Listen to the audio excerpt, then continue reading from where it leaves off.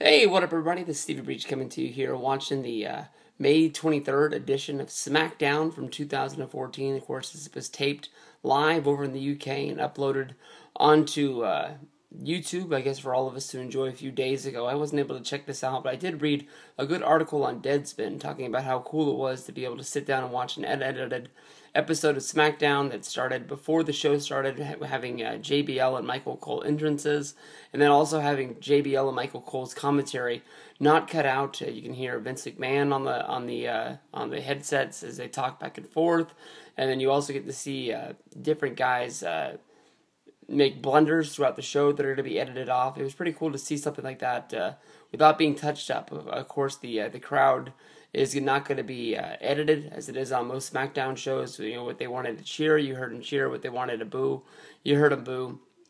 But you know, it definitely will be something. If you haven't seen it yet, I'm pretty sure it's been pulled down. I'm pretty sure somebody saved it, and it'll be uploaded on YouTube in clips for us to see, you know, in the future of things that go down. Most notable was when JBL was asking Vince if he really wanted him to say something for like the 1,000th time on the show, because he said it 1,000 times before. And then you hear Michael Cole kissing Vince McMahon's ass after that, because Vince said, "Yes, I want you to do it." He said, "Yes, just sir. Yes, we will. Yes, we'll do it." But the most notable thing to come off of the show was Bo Dallas's debut.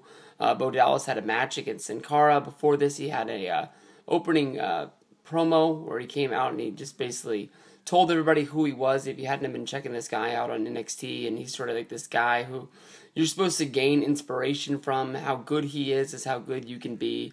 And it's not like in a John Cena sort of way. It's almost sort of like a slap in the face that if you try as hard as he does, you know, maybe one day you can achieve the success he has. And you know, honestly, in my opinion, it comes off a lot more like Simon Dean did in WWE.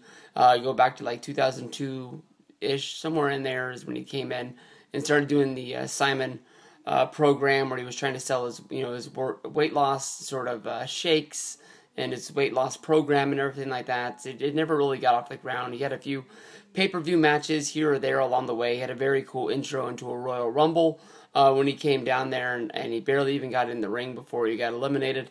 That's the most notable stuff. I think everybody's going to remember him from ECW as well as the BWO with Nova. Of course, he did Don Nova in the BWO and the WWE as well when they did the reunion tour with the Mexicools, and of course having the match with JBL. But, you know, Bo Dallas got the win against Sin Cara in his debut. Sin Cara really whooped up on him pretty much the whole match.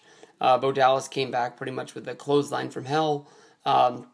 A pretty stiff clothesline that took Sin Cara around the world, and it wrapped him up after giving him a bulldog using the running off the top rope, which did look pretty cool. But Bo Dallas didn't blow me away. I know that he had the time when he came up in the 2013 Royal Rumble.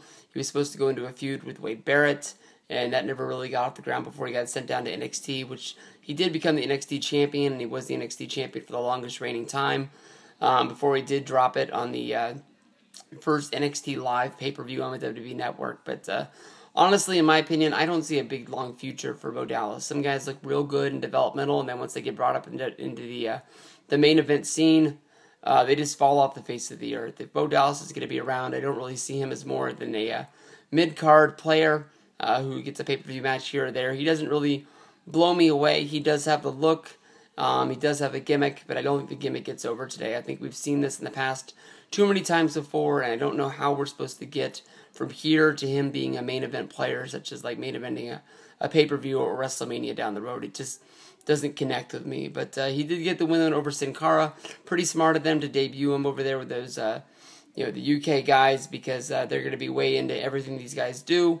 I think over there NXT is a regular television show, or it might just be in Canada. But I think over there it's a big deal, because I remember that when a lot of those NXT like season 2 and season 3 guys would go overseas, they said they got treated like, you know, they were real main eventers because they actually watched them on TV and they didn't have to go on the internet to watch them. So we'll have to see how it pans out, but I'm not thinking the big future for Bo Dallas, but we'll see what happens from here on out. Peace out.